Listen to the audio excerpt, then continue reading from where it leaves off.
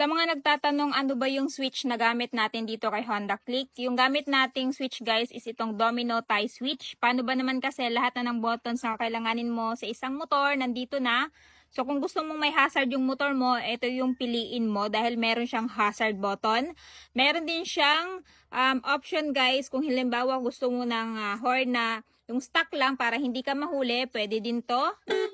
Ito yung with stock at saka yung mayroong PIA auto horn. Pero kung gusto mo namang hindi i-activate yan, i-off mo lang yan.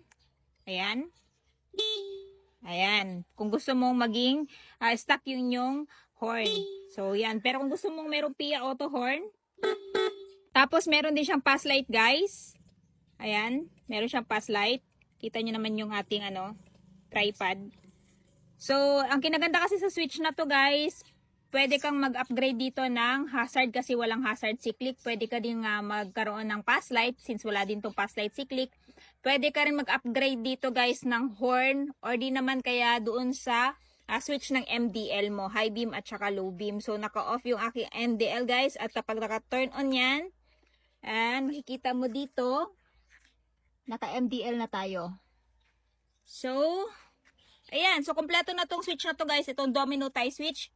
So, this one guys is universal. Pwede sa kahit anong klase ng motor, scooter, backbone, underbone, kahit CRF, pang off-road na motor, pwede to. Kaya naman kung interested kayo guys, lagay ko na lang yung link dyan sa yellow basket. Kaya na pa hinihintay nyo habang available pa, mag-check out na.